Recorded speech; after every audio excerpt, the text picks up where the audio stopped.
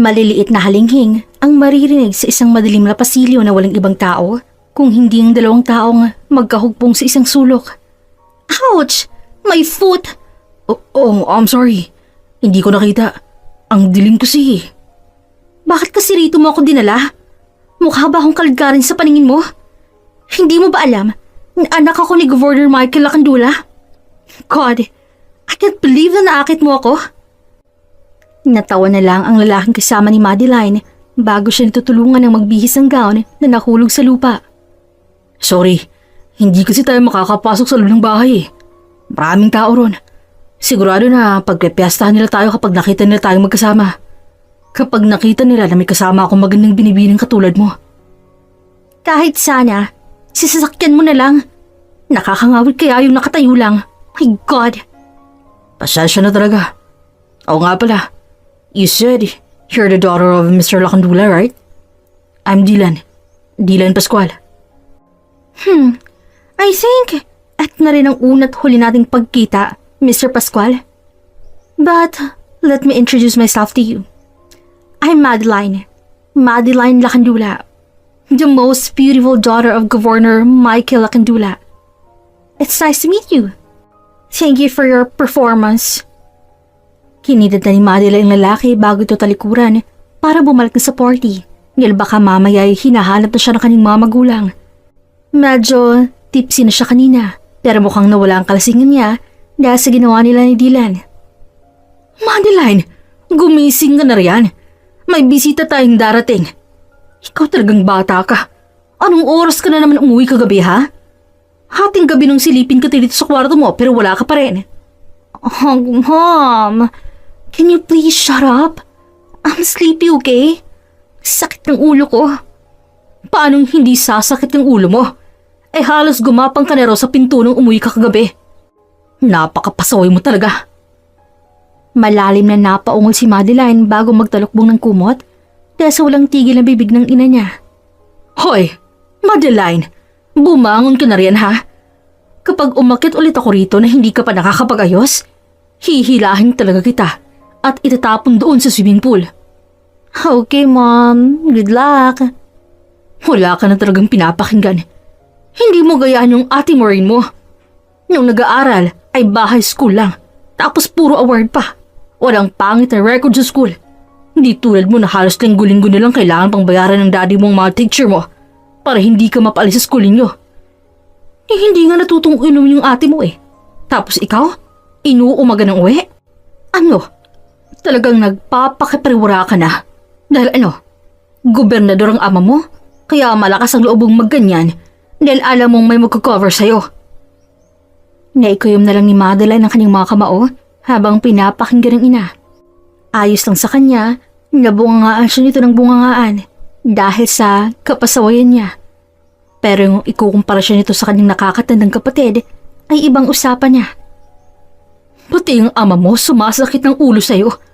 Nakukonsumi na sa katigasan ng ulo mo. Hindi ko alam kung saan ka nagmana at ganyan katigas ang bungo. Natigilan sa pagbubunga ang ina niya nang bumangon si Madeline at walang buhay ang mamatang tiningnan niya ito. Are you done, Mom? Sarap ng almusal natin ah. Ang anghang. Mapait na napangiti si Madeline bago napahilamos gamit ang mga kamay. Mag-ayos ka na dahil may bisita ang daddy mo. Bumaba ka sa dining area mamaya. Hindi na sumagot si Madeline hanggang sa makaalis na ang kanyang ina. Mabigat siyang napabuntong hininga bago tumayo para tanggalin ang lahat ng suot ng damit tsaka naglakad papunta sa banyo para mahismasmasan. Bata pa lang si Madeline, palagi na siyang naikukumpara sa nakakatanda niyang kapatid na si Maureen. Siya kasi ang kabaliktaran ng lahat ng meron si Maureen. Hindi tulad niyang pasaway at mahilig sa party. Ang kapatid niyang si Maureen ay mabait, mahinhin at taong bahay lang. Kahit nung nag-aaral pa sila, si Maureen ang palaging napupuri ng mga tao sa paligid nila. Likas na matalino ng ate niya, samantalang siya ay palaging pasang-awa o di kaya ay nakakapasa siya dahil kilala naman naging teacher niya ang ama niyang gobernador ng kanilang lalawigan. Sa kanilang dalawa, siya ang tinuturing na black sheep ng pamilya. Tamad na naglalakad si Madeline papunta sa dining area kung nasa ng kanyang pamilya. Sigurado siyang nandoon na rin ang bisita na sinasabi ng kanyang ina.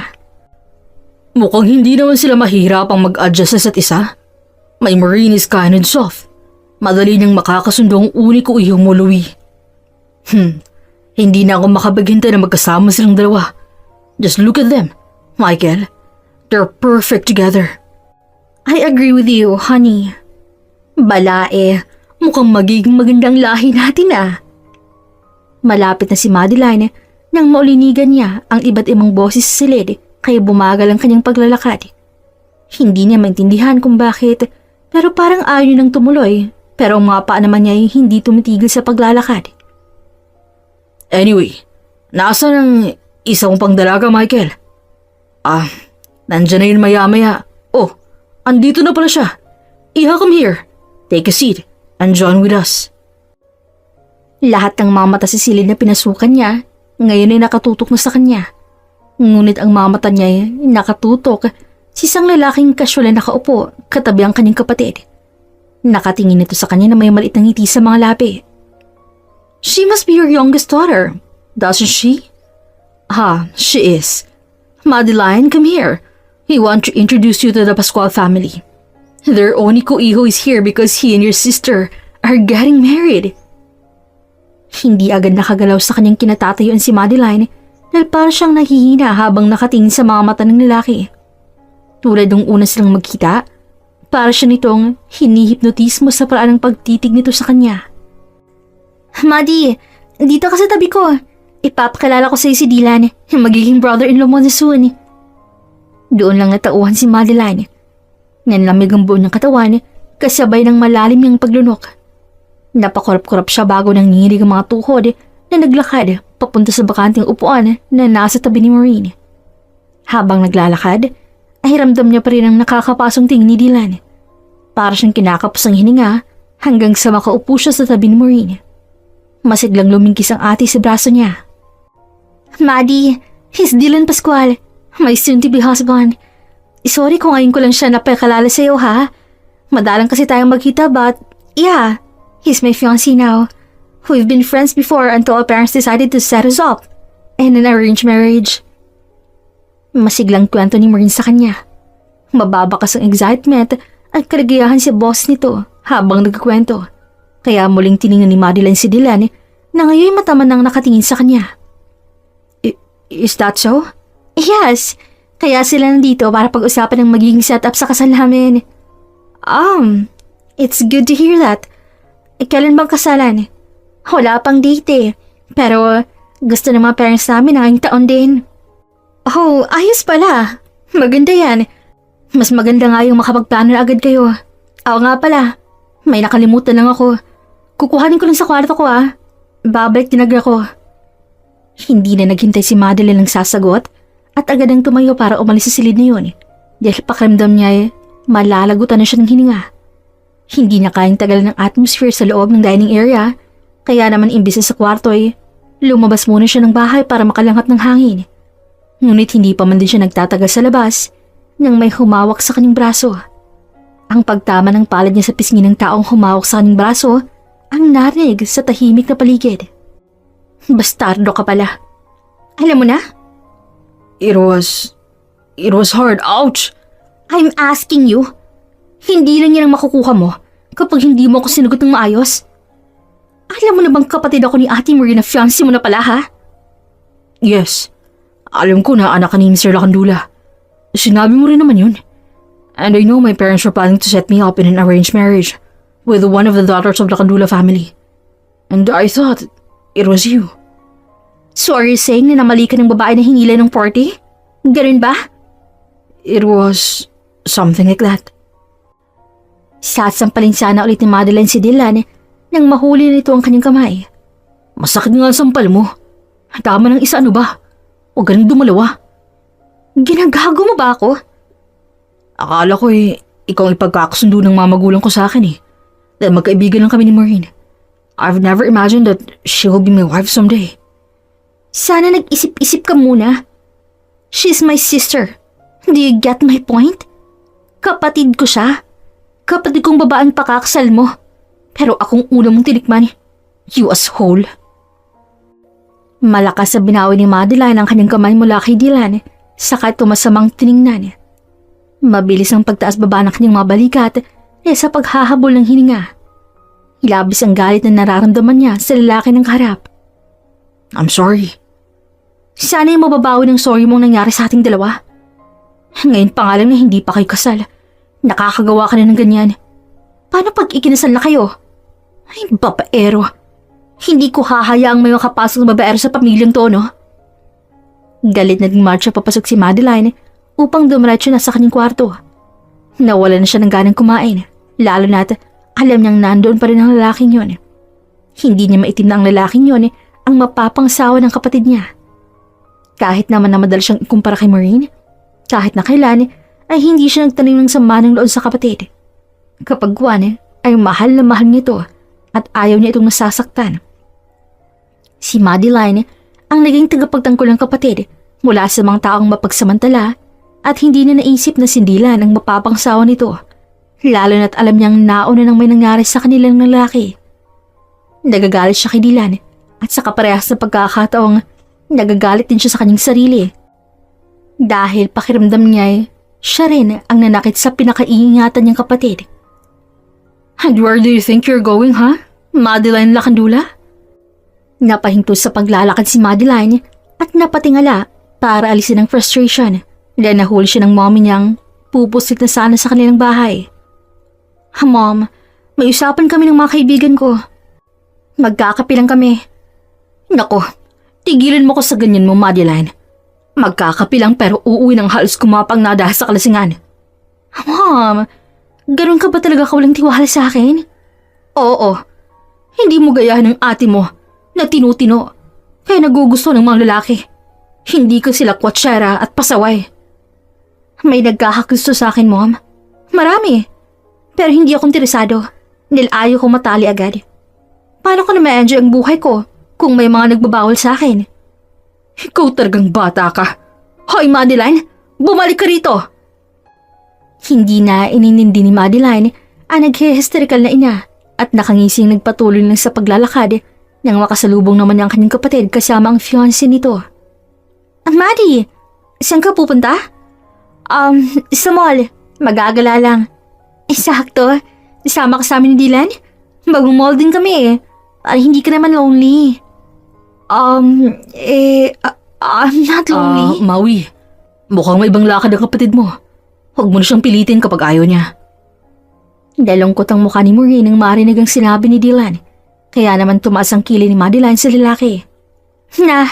I'm good with ate suggestion. Mabuti na yung nababantayin ko siya. Baka masalisihan pa. Malayo pa naman kasalan. Sasama ka na sa amin, Maddie? I'm so excited. Wait, I'm gonna change my clothes. Hindi na nakapagpaalam ng maayos si Maureen sa kanila at iniwan sila nito sa sala na silang dalawa lang. Kinuha naman ni Madeline ang pagkakataong yon para muling harapin si Dylan. I'm warning you, Mr. Pascual. One wrong move and you're dead. Isang mayabang ningisi naman ang tinugon ni Dylan sa kanya. Yeah, Miss Madeline. One wrong move and you're dead. I'm dead serious. Try to hurt my sister and I will cut your pet.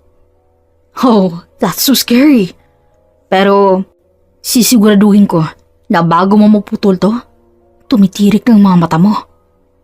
Itinaas si Madeline ang kanyang kamay upang sampaling muli si Dylan nang bigla namang dumating ang kapatid niyang may matamis na ngiti sa mga labi. Kaya agad silang naghiwalay at nagpanggap na parang walang nangyari. Hindi alam ni Madeline kung ilang beses nang nagkukross ang kanilang landas ni Dylan. Ang akala niyang isang beses lang napakita ay mauulit pala ng mas maraming beses pa. At ang malala pa ay palaging hindi nagiging maganda ang pagkikita nilang dalawa. Simula nang malaman ni Madeline na magiging asawa ng kanyang ating lalaki na nakasiping niya na ng isang gabi, may galit na namuo sa kanyang puso at pilit niyang sinasabi sa kanyang sarili na dahil yun sa nangyari sa kanilang dalawa ni Dylan. Pero habang tumatagal, habang nakikita niyang masaya si Maureen sa piling ni Dylan, may kung anong bagayng umuudyok sa kanyang puso. Para bang nakakaramdam siya ng pagkaselos na ngayon niya lang naramdaman dahil kahit na mga bata pa sila, ay lahat ng gusto nila ni Maureen ay nakukuha nila. Pero pakiramdam ni Madeline, ngayon ay parang napakadaya ng mundo sa kanya. Hindi siya selosa, pero hindi siya natutuwa habang nakikitang masaya si Maureen sa piling ni Dylan. Gusto niya rin maranasan ang maranasan ni Maureen ngayon, ang maging masaya kasama si Dylan. Iho, thank you for taking care of our Maureen. She's like a gem to us. No worries po, Tito. Ang kayamanan niyo po ay kayamanan ko na po rin.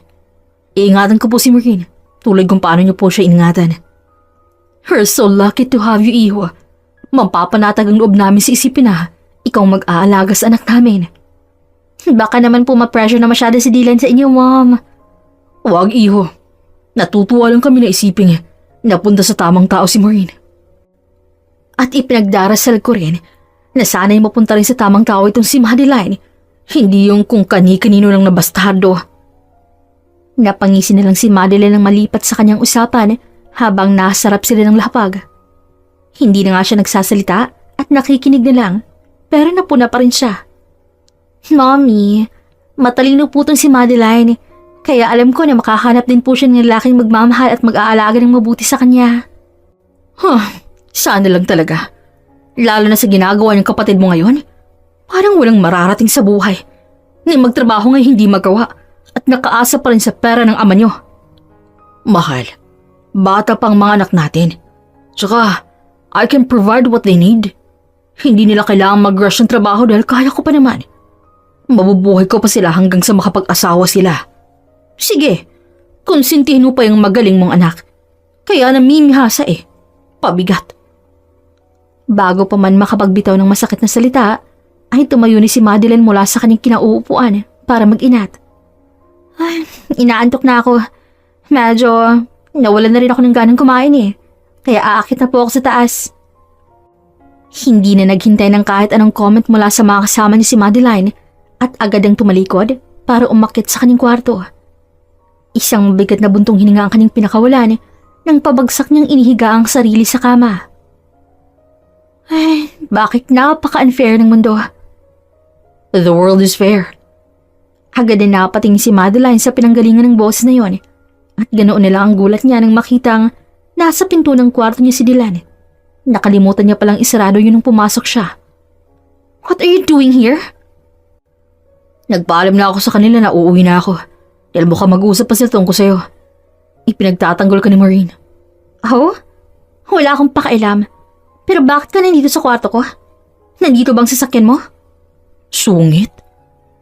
Sumilip si Dylan sa hallway bago nagmamadaling pumasok sa kanyang kwarto na parang may nakitang kung ano.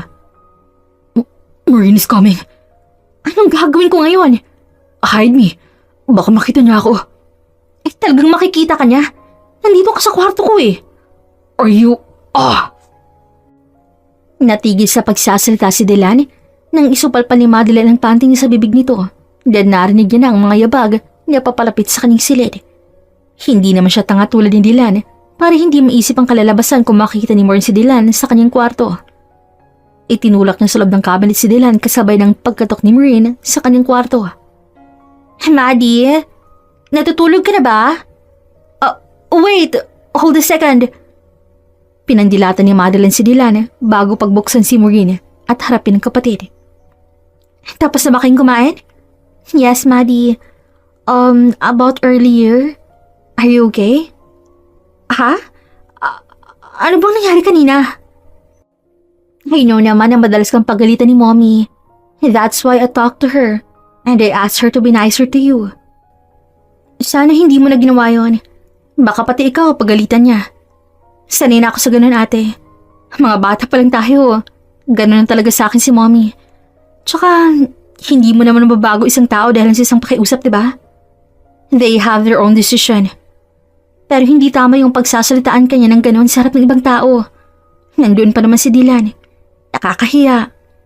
Hayaan mo na. Magiging pamilya rin naman natin ang lalaking yun Kaya ayos lang na maaga pa lang ay makita niya kung ano ba talagang klase ng taong nandito sa loob ng bahay na pinasok niya. Kaya sige na ate, magpahinga ka na. Ayos lang ako. Magpapahinga na rin ako. Humakbang si Maureen palapit sa kanya para yakapin siya nito. Saglit na natigilan si Madeline bago tapik-tapikin ang likod ng kapatid upang pagaanin ang loob nito. I love you, Maddie. I love you too, Ate Maui. Nang makaalis na si Maureen, ay sa kanya hinarap si Dylan na tahimik lang sa loob ng cabinet niya at nasa bibig pa rin ito ang panty niya. Kinuha niya ito at nilagay sa hamper. Paano ka nalalabas niyan? Engot-engot ka kasi. The world isn't unfair. Oo na, sige na. Umalis ka na. Why are you so selfless, Madeline? Natigilan si Madeline nang matunuhan ng kaseryosohan sa boses ni Dylan. Tiningnan niyang lalaki at hindi nga siya nagkamali sa kanyang hinuna. Seryosong madalas na mapaglarong mga mata ng lalaki habang nakatingin sa kanya. Bakit mas pinipili mong tanggapin at talikuran ang mga binapatong salita ng mga taong nasa paligid mo? That's my mother. Hindi lang siya basta tao sa paligid ko. Nung nasa party tayo, akala mo ba hindi ko naririnig ang sikretong pag-uusap ng mga tao rin tungkol sa'yo? Ang tingin nila sa'yo ay isang maldita, pasaway, at mataray na anak na gobernador ng lalawigan. And I doubt na hindi mo naririnig ang mga yon. Samantalang pinupuri naman nila ang kapatid mong si Maureen. Dahil yun naman ang totoo, di ba? I'm the wasted one, and Ate Maureen is the perfect daughter. Ano pa bang laban ko kung yun ang tingin nila sa akin, ha? Kapag kinumpronta ko ba sila, titigil sila? Mag-iiba bang tingin nila sa akin? Hindi naman, di ba? Kasi mahirap nang baguhin ang unang paniniwalaan ng mga tao. Lalo na kung sa umpisa pa lang, ay alam mo na agad na talo ka dahil may pinapanigan na sila. May tumulong luha sa mga mata ni Madeline na agad naman niyang pinunasan dahil naiinis siya. Naiinis siya dahil habang tumatagal ay mas nagiging mahina siya sa harap ng lalaking kung tutuusin ay isang estranghero na naman sa kanya. Kaya ayaw niyang binubuksan ang usapin na yon dahil lumalabas ang totoo niyang nararamdaman. Habang tahimik na humihikbi ang nararamdaman ni Madeline, ang matigas na mga braso ni Dylan na pumupulupot sa kanyang katawan. Instead of proving that they're right, ipakita mo sa kanila na nagkakamali sila. Hindi mo kailangang magpaliwanag. Hindi mo kailangang ipagtanggol sa kanila yung sarili mo dahil tama ka. Walang silbing pagsasayang mo ng laway sa mga taong sarado ng isip at mas pinaninigan ng nais nilang panigan. Mas lalong naiyak si Madeline dahil sa kanyang naririnig. Hindi siya sanay na may taong nakakaintindi sa kanya, na may taong maunawaan ang pinagdadaanan niya. Bawal ba akong sumay sa sarili kong paraan? Bawal ba na sa gandong paraan ko makita yung kaligayahan na matagal ko nang hinahanap? Am I a bad person for doing those things? Hindi. Kahit na kailan, ay hindi naging masamang tao ang mga taong nais ang namang sumaya. Hindi unfair ang mundo. Hindi lang talaga pantay tumingin ng mga tao. Kung sa mata nila ay ganun ka, ibahin mo ako. Dahil ako, naiintindihan kita. Nakikita kong pagpupusigi mo na maging mabuti sa harap nila. Pero ako nang nagsasabi sa'yo, hindi mo kailangang gawin yun para magustuhan ka nila. Dahil may mga taong nakakaintindi sa'yo, Madeline. You're one of the kind. Ngumiti ang lalaki sa kanya at sinimulang punasan ang kanyang nabasang pisngi. Bumaba ang mga mata nito sa labi niyang bahagyang nakaawang hanggang saplosin nito ng mahahabang mga daliri ni Dylan. Wala na silang sinayang na pagkakataon at agad na pinagdikit ang kanilang mga labi at para bang mga uhaw na uhaw sa isa't isa ang uri ng pagtatagpo ng kanilang mga labi. Malalim, nakakapanghina at nakakapagpalib ng katawan ng uri ng kanilang paghahalikan hanggang sa mauwi na sila sa isa na namang makasalanang gabi. Ngunit kinalimutan muna nila ang mundo ng ilang saglit at hinayaang malunod ang sarili sa init na lumulukob sa kanilang sistema. Ilang ulit ang sinasabi ni Madeline sa kanyang sarili na dapat ay umiwas siya kay Dylan. Ngunit sa tuwing ginagawa niya yon, ang lalaki mismong gumagawa ng paraan upang makuha siya. Masaya siya kapag kasama niya si Dylan, pero alam niyang mali ang kaligayahan na yon at may limitasyon lamang ang lahat ng kanyang mga natatamo. Tiningnan ni Madeline ang kanyang sarili matapos niyang maduwal-duwal sa lababo ng kanyang banyo. Hinihingal siya habang pinagmamasdan ang namumutlang mukha niya. Oh, I'm doomed. Naibulong na lang niya bago napahawak sa kanyang ulo na nakakaramdam na naman siya ng pagkahilo. Saglit siyang naupo upang ipagpahinga ang sarili at isipin ang nangyayari sa kanya. Hindi siya tanga para hindi maintindihan ang mga sinyalis na nararamdaman niya. I messed up. Napahilamos na lang sa kanyang mukha si Madeline at tumulala. Kailangan niyang makaisip ng paraan. Hindi dapat masira ang lahat ng plano ni Maureen at Dylan dahil ayaw niyang masaktan ng kapatid, lalo na at nakikita niyang masaya ito kasamang lalaki. Pero ayaw niya rin namang maging isang sikreto na makakasira ng relasyon sa hinaharap. Ayaw niyang ipagkait sa magiging anak nilang dalaw ni Dylan ang isang buong pamilya, kaya nakapagdesisyon siyang kausapin ng mga magulang. Mom, buo ang boses at paninindigan ni Madeline ang harapin niya ang kanilang mga magulang dahil naniniwala siyang ito ang tamang gawin sa mga gantong oras. Bakit? Ubos na ang pera mo? Hindi tungkol sa pera kung bakit ko kayo gustong makausap na lawan ni Daddy. Napahinto sa pagbabasa ng kanyang dyaryo si Mr. Lakandula nang marinig ang kaseryosohan sa boses ni Madeline. Anong nangyari, Madeline? May nangyari bang hindi maganda sa'yo? Malalim na paglunok ang nagawa ni Madeline nang marinig ang ama. Hindi niya alam kung saan magsisimula pero nakapag-practice na siya at matagal niya itong pinaghandaan. Humigpit ang hawak niya sa pregnancy test bago humugot ng malalim na hininga. Tsaka nanginginig ang kamay na nilagay sa center table ang pregnancy test na may 2 linya. Sus Mariosep! Dad, Mom, I'm pregnant. Maliit ang boses ng wika ni Madeline. Katahimikan ang namayani sa pagitan nilang tatlo. Walang bumasag na katahimikan, walang kahit na sinong naglakas loob na magsalita. Pareho lang nakatitig sa pregnancy test ang kanyang mga magulang. Diyos ko po, Michael. Sabihin mong nagbibiro ka lang, Madeline. Sabihin mo na, habang nasa matino pa akong pag-iisip. I'm serious. I'm pregnant. 4 weeks pregnant. Kumonsulta na ako sa kakilala kong OB at... Madeline, just tell us that this is not true. You can't be pregnant dahil wala ka namang nobyo. Now tell me, sinong ama ng dinadala mo? Baka kung kani-kanino ka lang nagpagalaw. Diyos ko naman, Madeline. Sana nag-isip ka muna bago ka bumukaka. It's... Muling napalunak si Madeline dahil sa tensyon na namumuo sa kanyang lalamunan. Nanginginig ang kanyang mga labi dahil sa nararamdaman niyang takot. Alam niyang matagal niya na nalagpasan ang takot niya sa kanyang mga magulang pero hindi niya maintindihan kung saan nanggagaling ang kaba na namumuo sa kanyang dibdib. Dad, sabihin mo kung sinong hudlom ang tumapos sa'yo. It's Dylan. Si Dylan ang ama ng pinagbubuntis ko. Nahihiulo yata ako, Michael. Biglang bumagsak sa upuan ng kanyang ina habang nakahawak sa ulo. Naging alerto naman si Madeline at tinangka niyang lumapit dito pero pinuko lamang siya ng masamang tingin ng kanyang ama. Kaya napatigagalga siya at agad na nakatutok sa kinatatayuan niya. Nababalo ka na ba, Madeline? Nawala ka na ba sa katinuan mo? At kung ano-anong pinagsasabi mo? Kilabutan ka sa bawat salitang lumalabas sa bibig mo. Pero yun ang totoo, Dad. Dylan is the father of my child. We did that things many times. Isang malakas na sampal ang nagpatahimik kay Madeline. Napaupo siya pabalik sa sofa habang hawak ang pisngi na sinampalang ama. What the hell, Madeline? Alam mong fiancé ng ate mong lalaking tinuturo mo na ama ng pinagbubuntis mo. Nahihibang ka naman talaga. Saan mo nakukuha ang ganyang ideya, ha? Wala ka bang utak? Sana'y bigyan mo ng kahihiyan, hindi lang ang sarili mo, kundi pati na rin ang pamilya natin. Ano nang sasabihin ng ibang tao kung malalaman nilang nabuntis ka ng mapapangasawa ng ate mo? Ano nilang mararamdaman ni Maureen kapag nalaman niyang buntis ka at ang nobyo niyang ama, ha?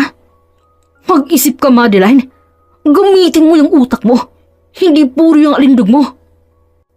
Napaluhan lang si Madeline habang pinapakinggan ng kanyang ama. Gamitin mo yung kukote mo. Matalino ka, di ba? Patunayan mo yun.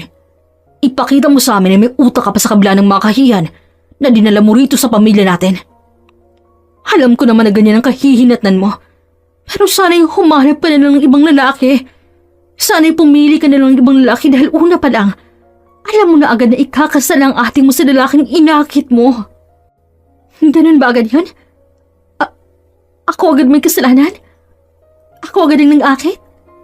Hindi niyo ba alam na pareho namin ginusto to? Handa kami ni Dylan sa kalalabasan nito. Mahiya ka, Madeline. Matakot ka naman sa pinagsasabi mo. Mahiya ka sa sasabihin ng ibang tao. Iyon ang totoo. Bakit ba ayaw niyong maniwala? Bakit? Bakit parang mas mahalaga pang sasabihin ng ibang tao kaysa sa nararamdaman ng anak niyo, ha? Gusto ko lang namang solusyonan ang bagay na to.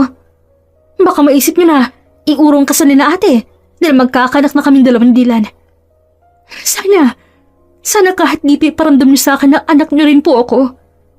Sana kahit dito magawa niyong panindigan at panigan ako. Ang sakit ko. Kasi sa totoo lang, hirap na ako magpanggap na maayos lang ako. Na okay lang sa akin yung mga binabato niyong salita sa akin. Na hindi ko alam na pinag-uusapan ako ng ibang tao sa labas na sa ugali na meron ako. Pero kahit ni minsan, sumagi sa isip ba ninyo kung bakit ako ganito? Kung bakit mas pinili kong maging matigas? Napahigbi na lang si Madeline habang yakap-yakap ang kanyang sarili. Because all this time, I'm alone. Mag-isa lang ako. Wala akong kakampi sa mundo na to dahil lahat kayo masama ang tingin sa akin. Dahil kung magiging mahina ako, baka ngayon wala na ako sa inyo. Wala akong karapatang maging mahina dahil wala naman akong makakapitan dahil lahat kayo ayos sa akin. Walang may gusto sa akin dahil matagal yung tinatatak sa isip nyo. Napariwara ako at walang mararating sa buhay. Ngayon na nakikita ko ng tunay na gusto ko, ang daan na dapat kong tahakin. Bakit hindi niyo man lang ako magawang suportahan?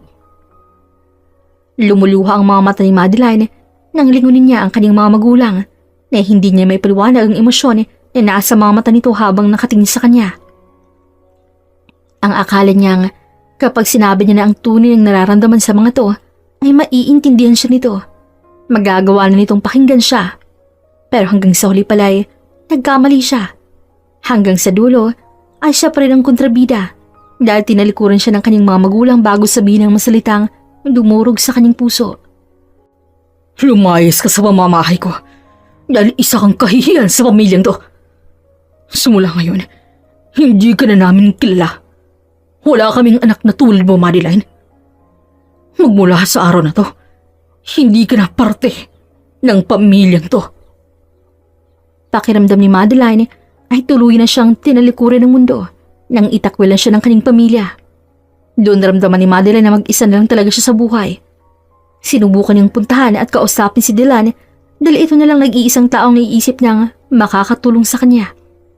Ngunit nang makita niya kung gaano kasaya ang kanyang kapatid habang kasamang lalaki, doon na tuluyang nawala ng pag-asa si Madeline at mas piniling bitawan ang lahat.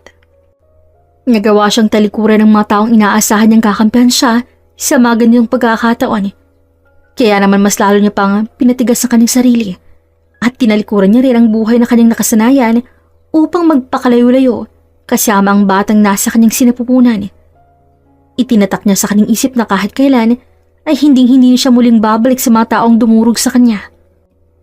Ipinangako niya hindi lang sa kanyang sarili, kundi pati rin sa kanyang magiging anak na aayusin niya ang kanyang sarili at magiging matatag pa upang muling makabangon at mapatunayan na maraming nagkamali sa akala sa kanya.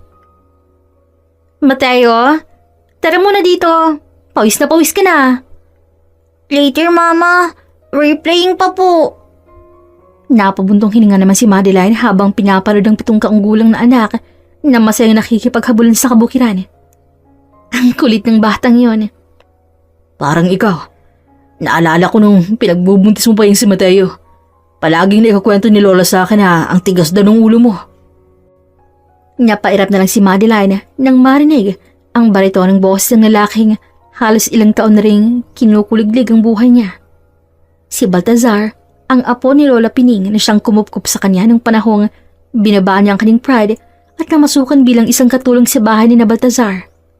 Si Lola Pining ang nag-alaga sa kanya nung nalaman nitong nagdadalang tao siya. At dahil mag-isa lang ito sa bahay, dahil nasa ibang bansa si Baltazar at nag-aral pa ng mga panahong yun, inampon siya ni Lola Pining at inalagaan siya hanggang sa mga anak siya. At ngayon ay nagtatrabaho si Madeline bilang sekretarya sa rice mill ni na Baltazar. Mateo, pupunasan muna natin yung pawis mo. Muling tinawag ni Madeline ang anak, pero hindi siya nito pinansin at nagpatuloy lang sa paglalaro. Nakapabuntong hininga na lang siya dahil nakikita niya na ang kanyang sarili sa anak nung dalaga pa siya. Mateo, your mom's calling you. Nung oras na marinig ni Mateo ang boss ni Baltazar, mabilis itong tumigil sa paglalaro at nakangusong lumapit kay Madeline para magpapunas ng pawis sa ina. Mama, faster po. May kalaro is waiting for me. Magpahinga ka muna. Mamaya maligo ka pa. Ayaw kung may batang mabaho sa tabi ko. Mama, I want to go play more. Mateo. Napanguso nila ang bata ng mabakasan ang nagbabantang boses ni Madeline. 30 minutes. After 30 minutes, babalik ka na rito para magpahinga, okay? Huwag mo masyadong pinahihirapan ng mama mo dahil may trabaho pa siya mamaya. Yes po, Tito Daddy. Hindi na nakapalig si Madeline nang mabilis na tumakbo si Mateo pabalik sa bukrin ni na Baltazar. Nag-isang linya ang mga labi ni Madeline bago tingnan ng lalaki na nakangiti sa kanya ngayon. Kaya ganyan ang anak ko dahil palagi mong kinukonsente. Tsaka, bakit ba sinabi mong tawagan kanyang Tito Daddy? Hindi naman siguro masamang hayaang magsaya ang mga bata kung minsan, Madeline. It's Madeline, not Madeline. Whatever, Madeline. Bata pa yung si Mateo, kaya sabik sa paglalaro. Hayaan mo lang siya, dahil ngayong bata lang siya magagawa niyang mga bagay na yan.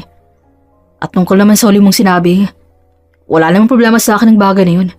Lalo na't wala namang tinatawag si Daddy si Mateo. Kahit na, pinapaasa mo lang yung bata. Sa oras na magkapamilya ka, ano nilang sasabihin ko sa kanya? Ay, Madeline, hanggang ngayon, hindi mo pa rin tinatanggap ang confession ko sa'yo? Close your mouth and be silent forever, Baltazar.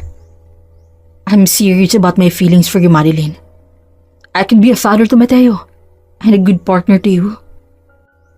Naikuyom na lang ni Madeline ang kanyang kamay nang marinig ang mga matatamis na salitang lumalabas sa bibig ni Baltazar.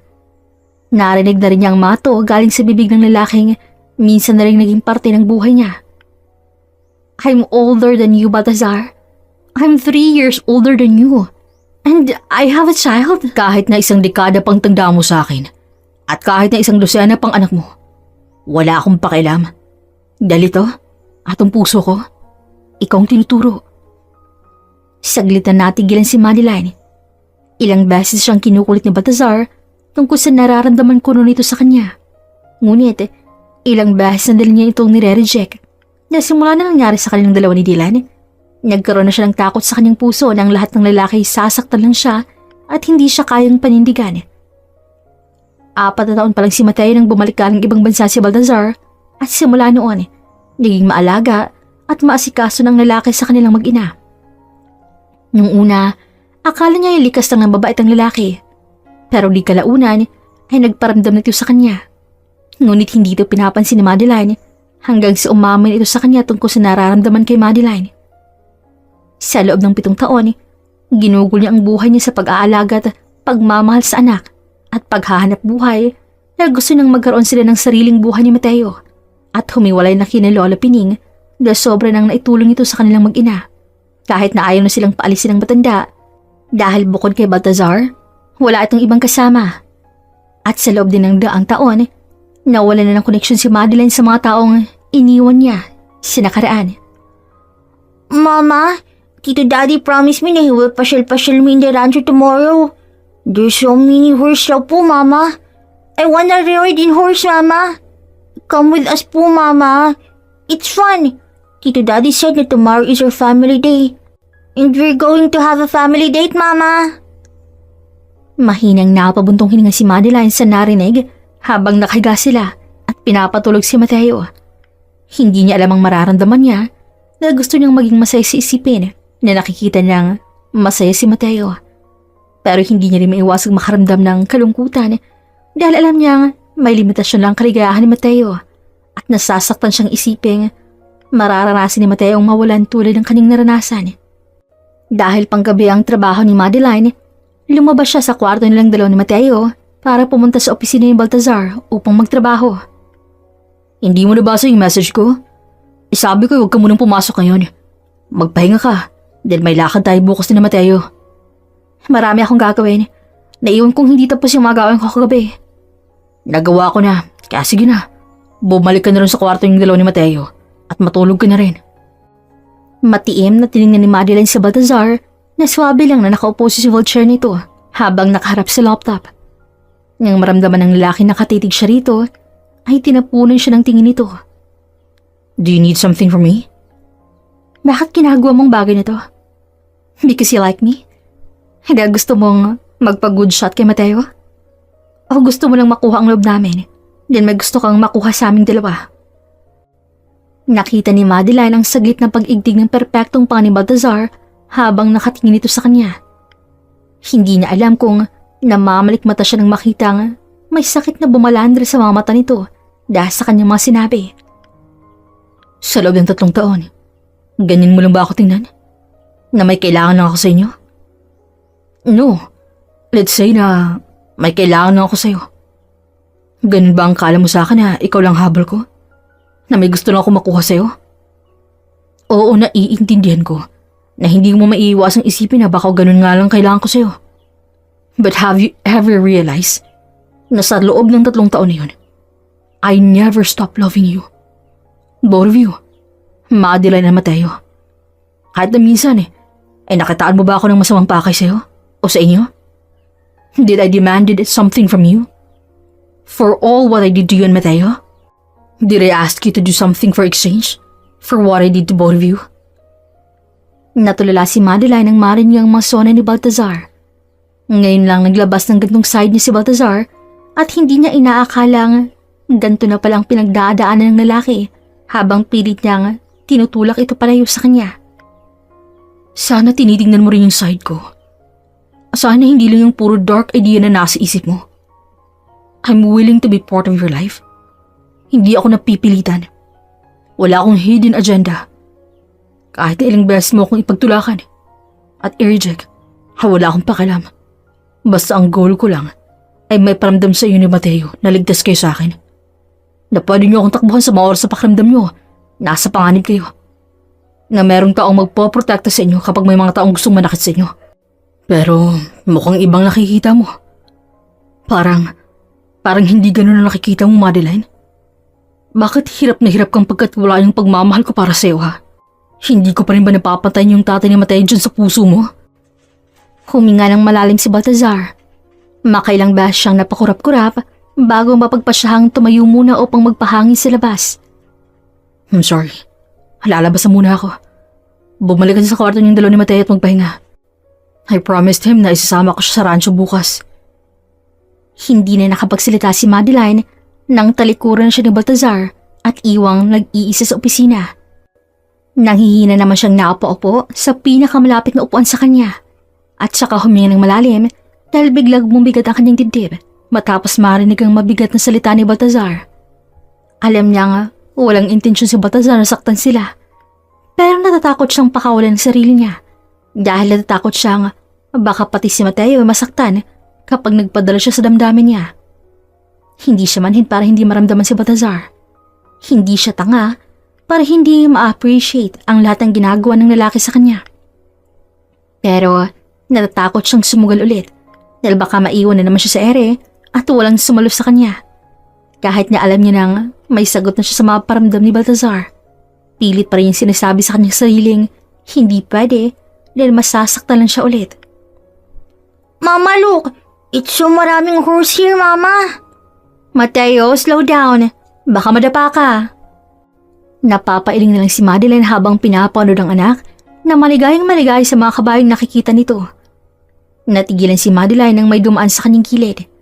Sa amoy pa lang ng pabango nito, alam na agad niyang si Baltazar, pero nagtaka siya nang hindi man lang siya nito tinapunan ng tingin o binati man lang. Kahit kanina habang nasa biyahe sila, tahimik lang ang lalaki at si Mateo lang ang palaging kinakausap. Alam niyang hindi pa rin maayos si Baltazar matapos ang kanyang naging pag-uusap, kaya naiintindihan niya kung umiiwas o nanlalamig si Baltazar sa kanya. Mama, come here! Let's ride the horse together po! Later, baby. Sasali rin si mama sa inyo. Mama, masaya kapag complete tayo. Tito Daddy, Mama ni Mateo. For a happy family. Mateo. Mama is tired, Mateo. Mamaya na lang siya makikipaglaro sa atin. Tayo munang sumakay sa kabayo, okay? Napatitig lang si Madeline kay Baltazar nang walambing nitong kausapin ng anak niya nga malapit na namang tuyuin. Nagulat pa siya ng isang iglap ay parang bulang nawala ang toyo ng anak niya at masayang si Mama kay Baltazar upang sumakay sa kabayo. Naupo naman si Madeline sa upuan na nasa silong at pinapanood ang dalawa niyang kasama na masayang nakasakay sa kabayo. Likas na mayaman na si Baltazar. Ngunit makikitaan sa lalaking masipag ito at hindi lang umaasa sa mga yaman na iniwan ng mga magulang nito sa kanya. Malaking malupain ni Baltazar. Meron din itong rancho at ang bahay na kanyang tinutuluyan. Kahit naggaling ito sa yaman, nagsusuping ka pa rin itong matuto at magkaroon ng mas marami pang kaalaman na magagamit sa kanilang negosyo. Napatayo si Madeline nang makita niyang papalapit na sa kanya sina Baltazar at Mateo, nakapapawisan at hinihingal. Kinuha niyang bimbo at tubig na kanilang baon para salubungin ng mga ito. Pawis na pawis naman kayo. Wala sa sariling pinunasan niyang pawis si Baltazar at inabot ang bote ng tubig dito bago harapin ang anak niyang nakangiti lang sa kanya. Is Mommy so sweet to Tito Daddy? Panunokso ni Mateo at doon nang napagtanto ni Madeline ang kanyang ginawa. Tinignan niya si Baltazar na nakaawang lang ang mga labi habang gulat ding nakatingin sa kanya. Mama cared about Tito Daddy. Mama, ayaw mo rin bang matay si Tito Daddy? That's why you're taking care of him, right? You love him, Mama? Like how you love Mateo? Nasamid si Baltazar habang umiinom ng tubig dahil sa sinabi ni Mateo. Mateo, ano ba yung sinasabi mo?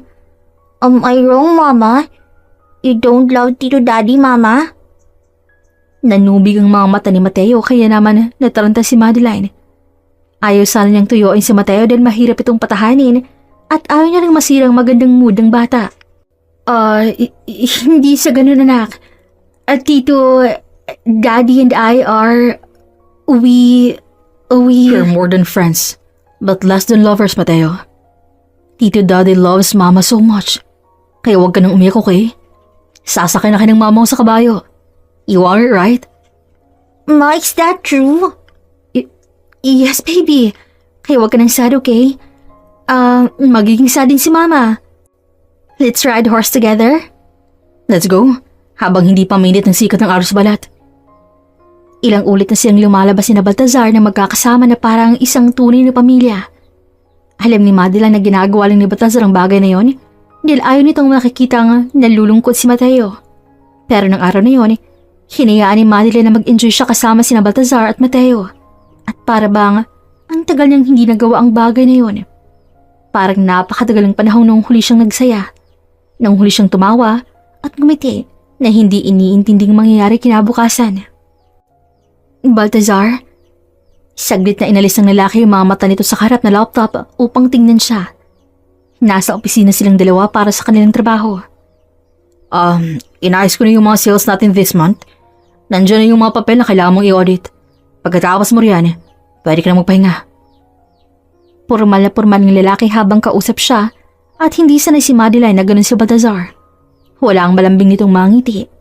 Walang kislap ng kasiyahan ng mga mata at flat na flat ang boses nito habang kinakausap siya.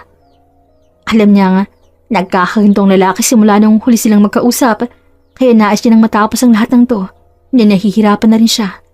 Nahihirapan na rin siyang pigilan ang kanyang sarili. Hindi naman rush yung trabaho natin, di ba? Hindi naman. Bakit?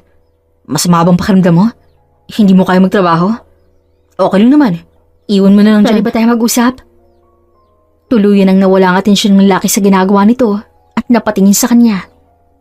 Malamlam ang mga mata nito at hindi masabi ni Madeline kung anong nasa isip na Baltazar sa mga oras na yon. Usap lang tungkol sa ating dalawa. Mukha kasing matagal-tagal pa tayong magkakasama kaya mas mabuti nang magkaroon tayo ng mas maayos na usapan.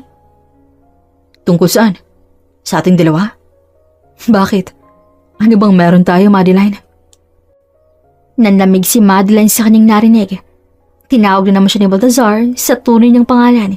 Sinyalis na seryoso ito. Saglit siyang natigilan. Parang may nabuhay na natutulog na takot sa kanyang puso. Parang nauulit. Parang nakakaramdam na naman siya ng sakit sa kanyang dibdib. Parang bumabalik siya sa araw na kung saan sinabi sa kanyang mga magulang na nagdadalang tao siya.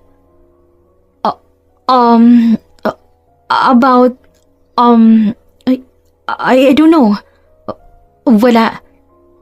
Nanginginig ang mga binti ni Madeline nang tumalikod siya. Pero hindi pa man siya nakakahakbang nang masuyong hawakan ni Balthazar ang kanyang braso para pigilan siya. What happened? Are you okay? You're trembling, Madeline. You're mad. Galit ka sa akin. I'm not. Kahit na kailan, ay hindi ko kayong magalit sa'yo. So now tell me, what happened? Anong gusto mong pag-usapan natin dalawa? Ang kaninang tuwid na boses ni Balthazar ang naging maamang muli at masuyo. Tumingala si Madeline at nang masalubong niyang nakakalunod ng mga titig ni Balthazar, bigla na lang nanlabo ang kanyang paningi.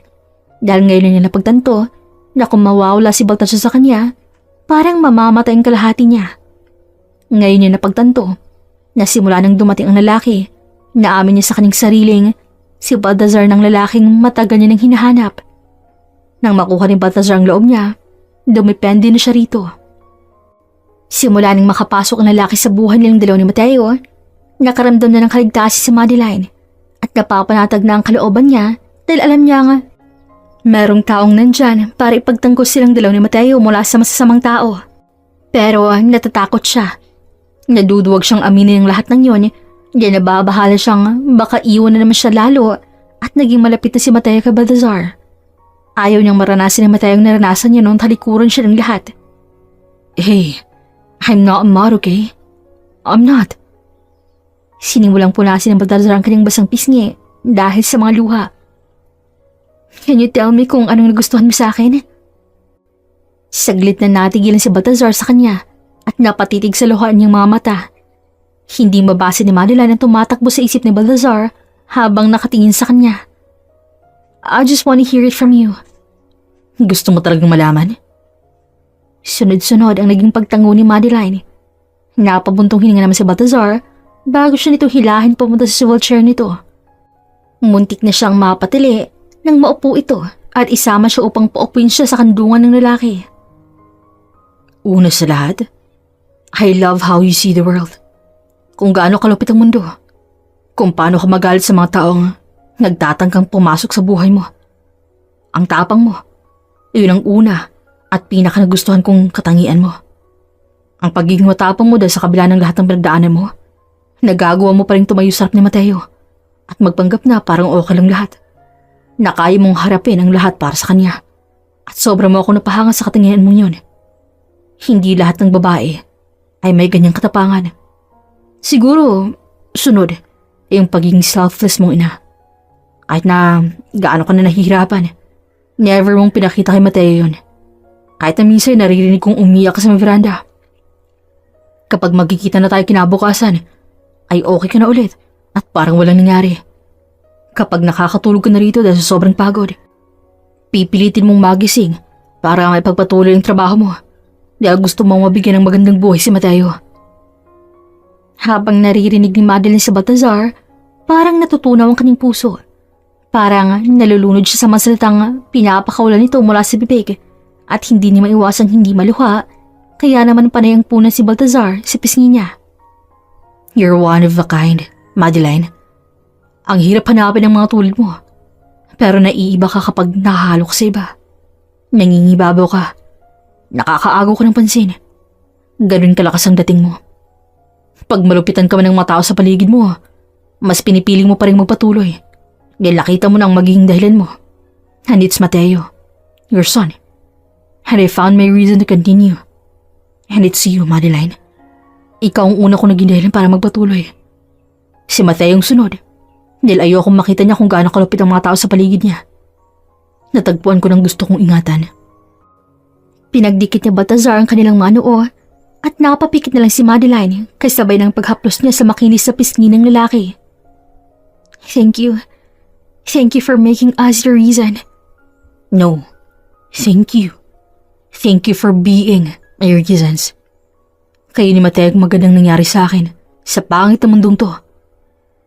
Napangiti na lang si Madeline bago niya magaan na pagdampiin ang kanilang mga labi. Dumilat siya at tiningnan ang mga mata ni Baltazar. Sa tingin mo ba, worth it kaming isugal ni Mateo? Kung kailangan ko mag-ubos ng yaman ay gagawin ko. Maipanalo ko lang kayo. Sa oras na pinasok mo ang buhay namin, wala nang atrasan yun ha. Kailangan mong harapin ang responsibilidad sa pagiging ama ni Mateo ko. Kahit na hindi siya nanggaling sa'yo. Minsan ay tinatopak ako. Madalas nagtataray. Kung minsan din, pangit ang gising ko kaya mainit ang ulo ko. Si Mateo naman makulit, pasaway, at minsan masakit sa ulo. Pero mahal na mahal ko yun. Okay lang. Okay lang kahit na araw-araw tumaas ang dugo ko kay Mateo. Kung kailangan kong harapin ang iba't ibang mood mo, ay wala ring problema sa akin. Basta sa akin kayo, walang problema. Anak ko si Mateo at hindi na magbabago yan. Sa akin siya, sa akin ka, sa akin kayong dalawa. Iyon ang pinakamagandang plot twist ng buhay ko. Mahinang natawa si Madeline bago halikan ng tungki ng inang ni Baltazar. Kung gano'n, sumagal ka sa amin. Ganun palang pakiramdam ng magmahal. Masaya, nakakakilig at payapa. Itong pakiramdam na kahit kailan ay hindi naranasan ni Madeline. Yun ang pagmamahal na hindi niya naramdaman nung nasa bahay pa siya ng kanyang pamilya. Ang pakiramdam na natatamasa niya ngayon habang kasama si Baltazar at Mateo. Yun ang bagay na hindi nagawang iparamdam ng mga tao sa paligid niya dati. At ngayong nandito na siya, hindi niya nahahayaang muli siyang lamunin ng kadiliman. Lalo na at meron na siyang mga bituin na nagsisilbing liwanag sa madilim niyang buhay. Ma, come here, Ma. Let's go and play with us. Mama, tara daw dito. Kanina ka pa nakangiti sa amin dyan. Sige na, dito lang ako. Tsaka, basa na kayo. Nagkatinginan sina Baltazar at Mateo. Nagitian na para bang may naisip na kalokohan ng mga to, kaya naman unti-unting nawala ang ngiti ni Madeline. Lalo na nang magsimulang lumapit sina Baltazar sa kanya. Hey, kung ano man ang niisip nyo, huwag nyo nang, nako! Daddy, hold Mama tight. Copy that, Captain. Tinutok ni Mateo kina Baltazar at Madeline ang hawak nitong hose at binasa ang dalawa. Nga puno ng halakhakan ng hadin sa bahay ni Baltazar dahil sa kanilang tatlo. Ilang oras silang naglalaro bilang isang pamilya. Bilang isang tunay na pamilya. Walang humpay na basaan na tawanan nangyari, kaya naman nakapaglinis na sila at makapagpalit ng damit ay agad na nakatulog si Mateo dahil sa pagod. He's sleeping. Kakapasok na ni Baltazar sa kanilang kwarto. Pinatulog ito si Mateo sa kwarto ng bata. Habang lumalaki si Mateo, nagiging kaugali ko siya ng kabataan ko. Natatakot ako na baka maranasan kong naranasan ni Mommy nun sa akin. Hindi mo naman kailangang matakot dahil kasama mo ako sa pagpapalaki kay Mateo. Alam ko na lalaki siyang may takot sa'yo. Magiging masunurin siya at hindi niya tayo susawayin. Just trust me, okay? We will do everything for our family. Thank you, Baltazar. You don't have to say thank you to me. Una pa lang, sinabi ko na sa'yo na magkasama nating haharapin ang lahat, diba? Kasama mo na ako sa lahat at hindi mo na kailangang matakot dahil nandito ako. Hindi kita iiwan. Kinuha ni Baltazar ang kamay niya at nagulat si Madeline nang maisuot na singsing ni Baltazar sa kanyang palasingsingan bago ito halikan ng lalaki.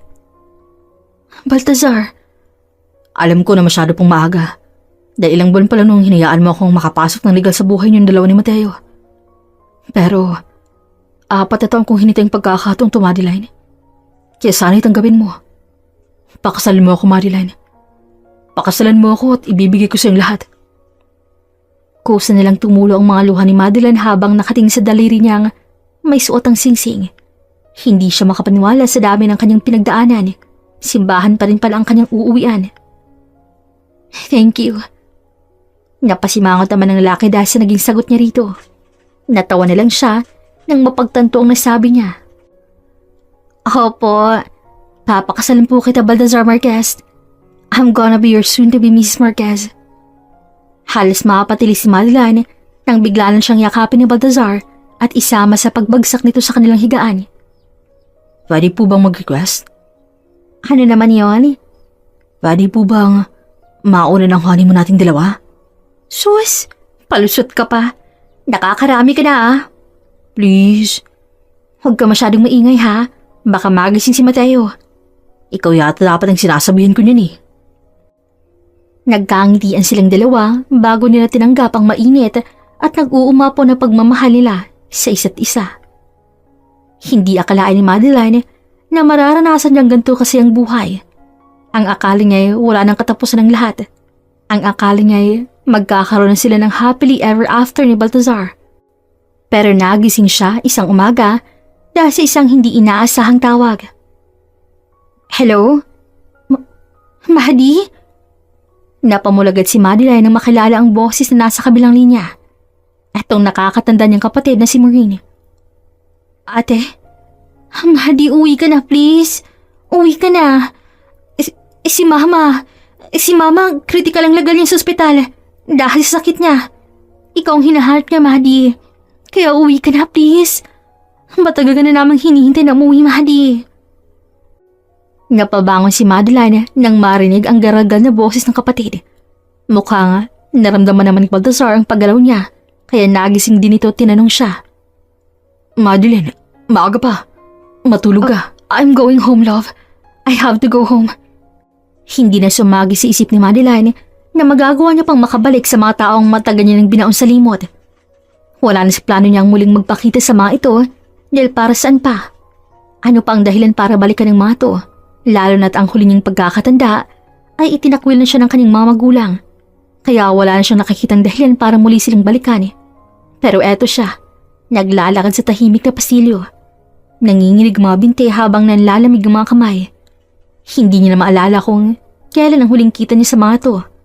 At sa totoo lang, hindi niya masabi sa kanyang sariling handa na siyang makita muli ang kanyang pamilya. Natigilan siya nang matagpuan niya ng hospital room ng ina. Huminga siya ng malalim bago itulak pa bukas ang pinto nito. Para siyang nanghina nang makita ang dating sopistikada at mataas sa babae na ngayon ay halos butot balat na lang at maraming nakakapit na aparato sa katawan. Para na rin itong lantang gulay at nangungulubot na ng tuluyan ng dati nitong makinis sa balat. Nang makita ang kalagayan ng ina, ay sunod-sunod ng tumulo ang mga luha ni Madeline. Mommy! Maddie! Ate, what happened to her? What happened to our mother, ate? Mabilis na lumapit si Maureen sa kanya upang yakapin siya nito ng mahigpit. Napakagulhol nila ang kanyang kapatid nang mayakap siya nitong muli. Ramdam na ramdam ni Madeline ang pangungulil ni Maureen sa kanya habang yakap-yakap siya ng kanyang kapatid. I missed you so much, Maddie. Miss na kita. Ano bang nangyari sa'yo? Bakit bigla ka na lang nawala? What happened to you, ha? Tell to ate, anong nangyari sa'yo at bakit bigla ka na lang naglayas noon? Ni hindi ka man lang nakapunta sa kasal ko. Inaasahan ko pa naman na darating ka. Pero ni anino mo, hindi ko nakita. Kahit na umiiyak at nangangalag ang boses, kahit naramdam niyang pangungulila, hindi pa rin nawalang bahagyang pagtatampo sa boses ni Maureen habang kinakausap siya nito. Doon nilawan ni Madeline na pinalabas na kanyang mga magulang na naglayas siya at nakipagtanan sa nakilala niyang lalaki. Hindi na umimik pa si Madeline dahil baka maging komplikado pa ang lahat kung magsasalita pa siya, lalo na ngayon at nalaman niyang may anak na sina Dylan at ang ate niya. She's brain dead now, Maddie. Halos maglilimang buwan na simula nung na-hospital siya. Na-diagnose siya ng liver cancer last year. Gagaling naman sana si Mommy pero kulang ng pera naming pampagkemo niya eh. Si Daddy, anong ginagawa ni Daddy? Marami siyang koneksyon at alam kong kaya nang gawin ng paraan ng bagay na to. Simula nung nawala ka sa bahay, hindi na naging maayos ang pamilya natin, Maddie. Palagi nang nag-aaway si Mommy at Daddy. Nagkaroon ng iba't ibang bisyo si Daddy simula nung nakatikim siya ng pagkatalo sa politiko. Halos maubos ang lahat ng meron tayo dahil sa pagsusugal ni Daddy. Doon naman nagsimulang bumagsak ang katawan ni Mommy. Hanggang sa nalaman naming may sakit siya. Napalunok na si Madeline habang pinapakinggan ang kwento ni Maureen. Ngayon niyang nalaman ng mga taong dating matay kong lumipad. Ngayon ay halos bumalik na sa lupa dahil sa biglaang pagbagsak. Napag-alaman niya rin ang asawa ng atin niyang si Dylan ay pa-extra-extra ng trabaho din naubos din ang yaman ng mga Pascual nang pikit matang tumakbo bilang isang sinadong ama ni Dylan. Kaya naman nasimot din ang pamilya nito at ngayon naghihirap na. Nalaman din ng Madeline na nakulong ang ama niya dahil nalulong ito sa sugal. Malaki ang utang. Lahat ng kanilang lupain ay naibenta nito at ang bahay na tinitirhan ni Maureen ay nakasangla. Si Mommy, gigising pa naman siya diba? Wala nang kasigurado ng bagay ni Maddie. She's brain dead now. Ang makina lang talaga nagpapagana sa sistema niya. Simula nang mag-diagnose siya ng liver cancer, she's always looking for you.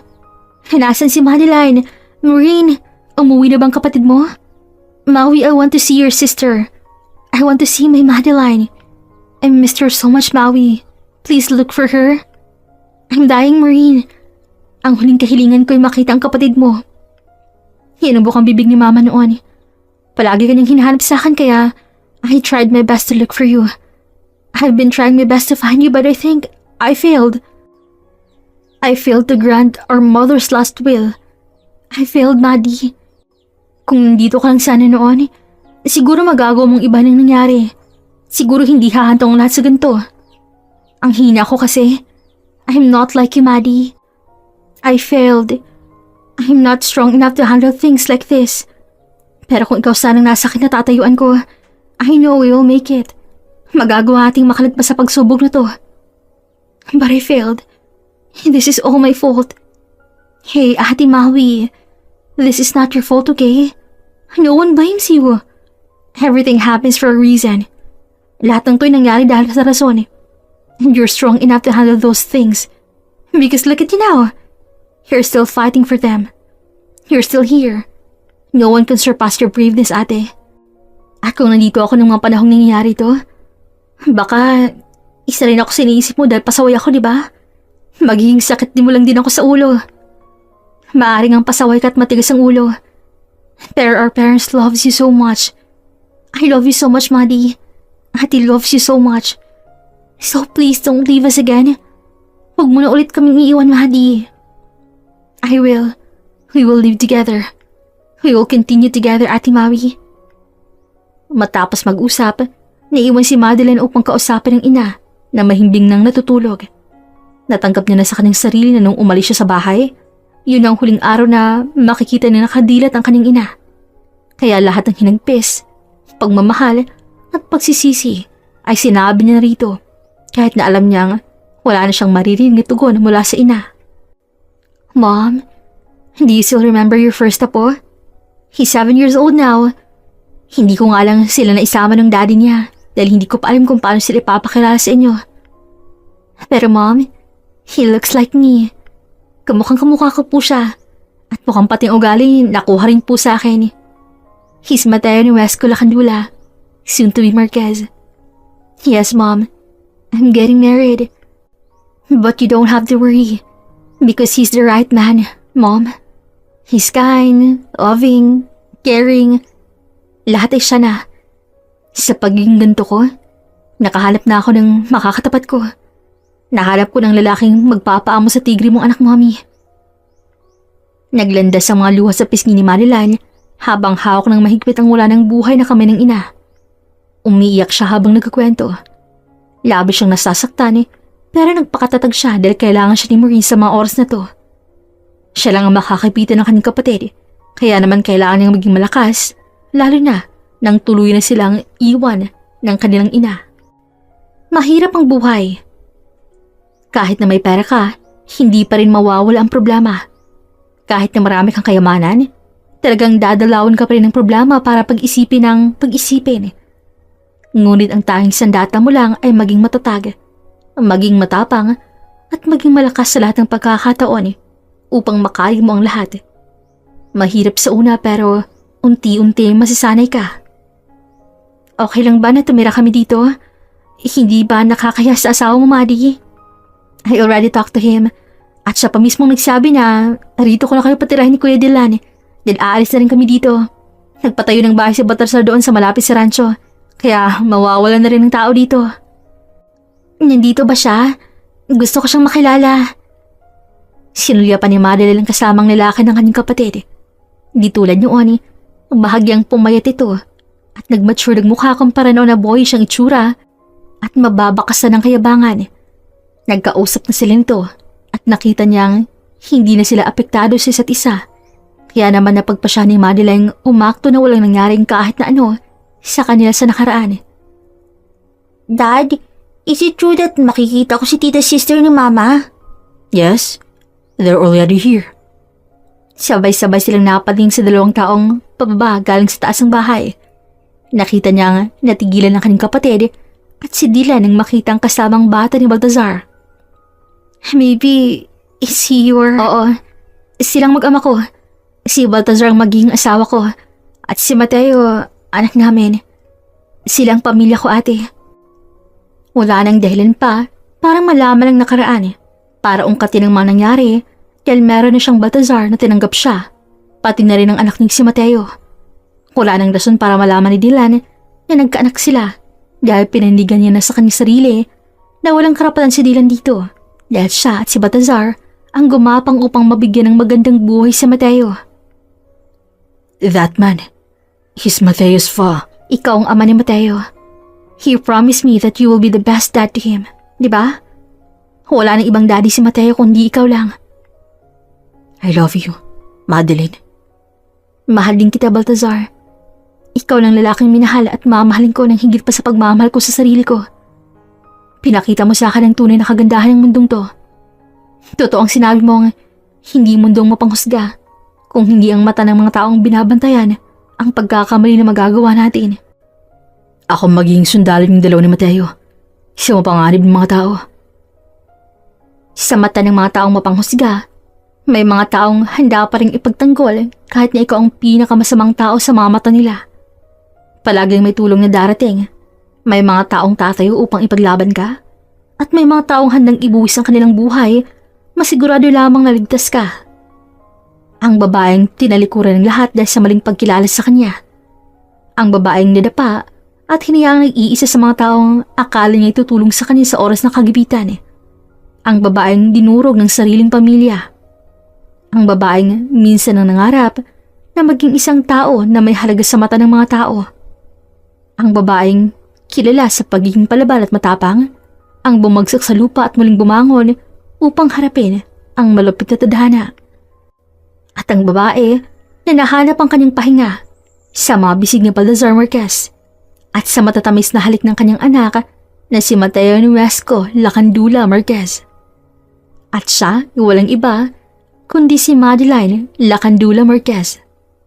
At ito ang kanyang kwento. Dito na po nagtatapos ang magandang kwentong ito. Hanggang sa susunod pong muli, this is Regine here in Kuya Agustin Stories. Daghan kayong salamat!